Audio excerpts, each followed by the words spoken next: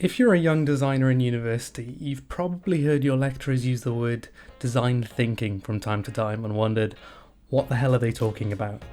Now, it's not as simple as something as thinking like a designer, and it's actually a lot more complicated than that. It symbolises everything that we do as designers and how we can create innovative solutions. So hopefully by the end of this video, you'll actually understand what it means and you can start design thinking yourselves. So without further ado, let's go on with the video.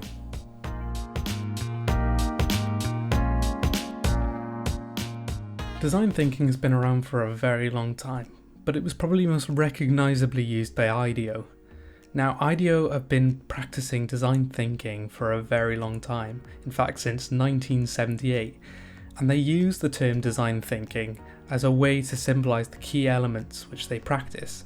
Now those elements are empathy, optimism, iteration, creative confidence, experimentation, and embrace of ambiguity and failure.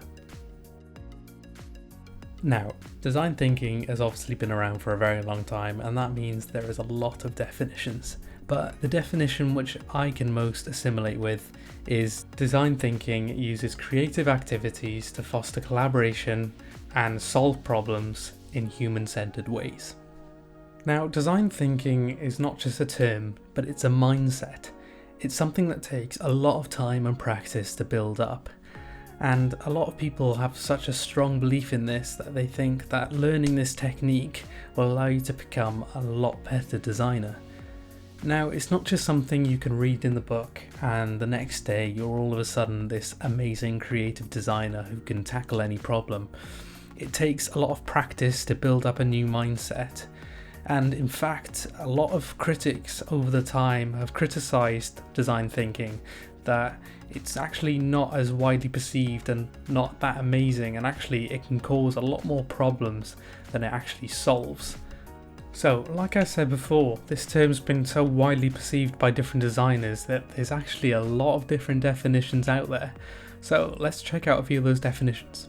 So, IDEO defines it as a human-centered approach to innovation that draws from designers' toolkit to integrate the needs of people, the possibilities of technology, and the requirements for business success.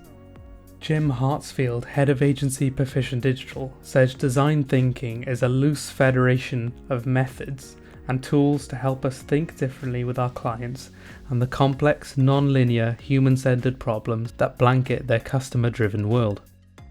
Let's take a look at some real design thinking examples. So, a big example which is often shared around the world in the design community is Airbnb. Airbnb actually practiced design thinking throughout their company.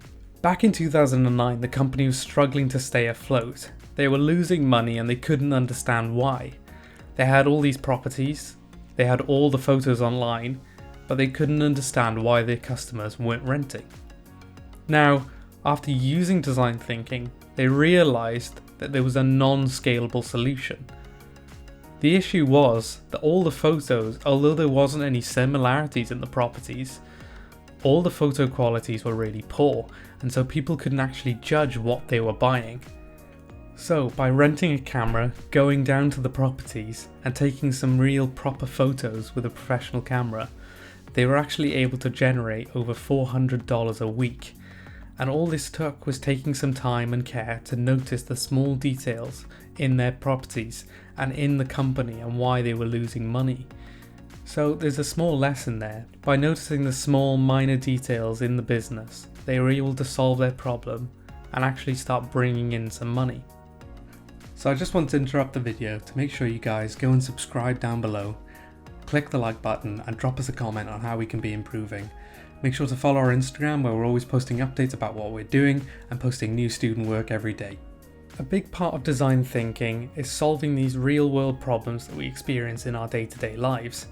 Now, design thinking isn't exactly used for the simple problems, and it's more for these complex problems which we call wicked problems. Now, wicked problems are defined as problems that are often real world issues, or cultural issues, or often social issues.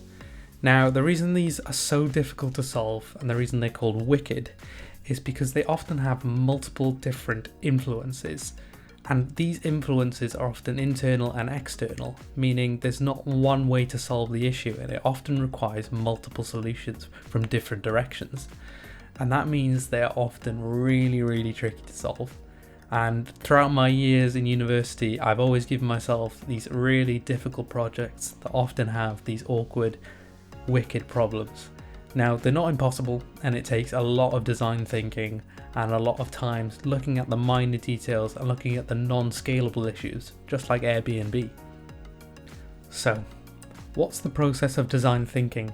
Well, if you haven't already, go and check out the previously uploaded video on an intro to product design, where Kieran talks about a few of the things that I'm going to cover here. So, the actual process of design thinking is actually 5 steps.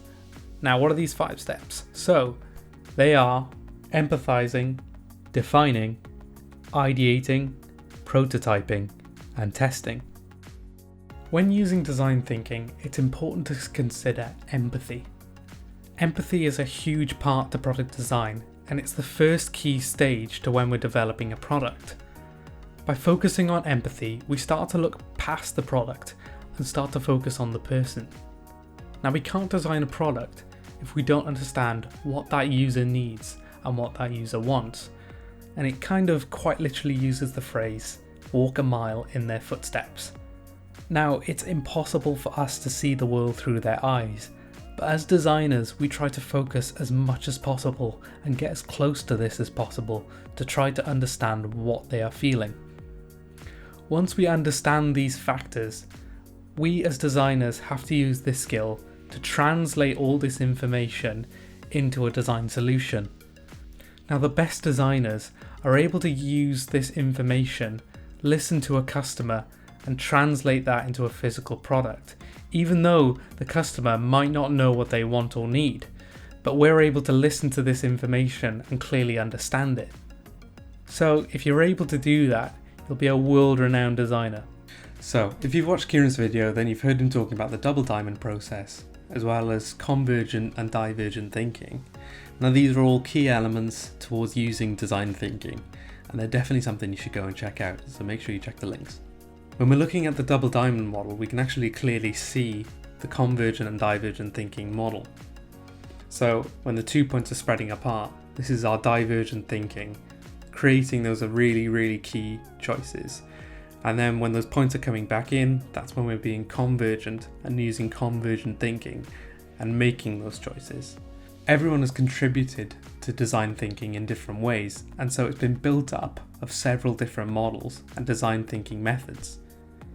Now, it may look like quite a linear process, but actually it's a very iterative process, and it's all about feeding in important new information.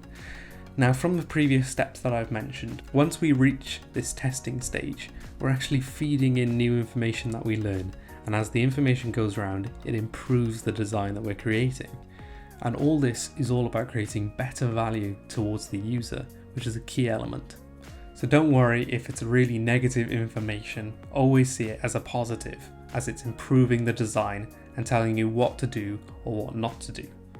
And therefore, when you're creating your final product for the user, you'll know that it's been generated to fit their needs and wants. So finally, to end the video, I want to give you some final pointers on what you could be doing to get into design thinking. Now, number 1 is to make sure you read. Reading is a great way as a designer for you guys to improve your skills and learn more information. You can be the best designer in the world who can create amazing designs on SolidWorks or sketch out some great designs, but the design is only as valuable as your design thinking skills. The more you're able to think like the user and create products which reach their needs and values, then the better you'll become. Now remember, learning takes time. Design thinking isn't something, like I said in the previous video, you can simply read in a book and become an amazing designer. It's something you have to practice every day. So once you read all this great literature, go out and try some different ideas. It's a learning curve, and you will reach dead ends and you will reach problems. But don't forget to reach out to the community and ask for help. All designers are always willing to help out whatever you're stuck on. Always remember to make it your own. Now, design thinking, like I said, has been built up from different authors and different designers over the years constantly adding their own thoughts and ideas. And like a few of those quotes that I mentioned, not everyone sees design thinking in the same way. So try and make it your own. Add your own models and add your own creative methods, the way you think the product should be created and the way you can get the most value out of your product. And lastly, keep improving. Remember that iterative process. Constantly add new information each time you go around.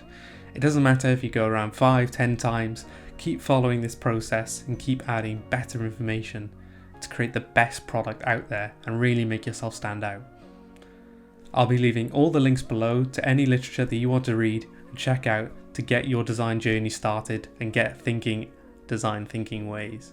I hope you enjoyed the video. Drop a like below, let us know what you think, and we'll see you in the next one. Thank you guys so much for watching that episode. If you liked what you saw and would like to be part of the Showcase family, please make sure you subscribe by pressing the little logo. There will also be more videos for you to watch, so make sure you go check them out.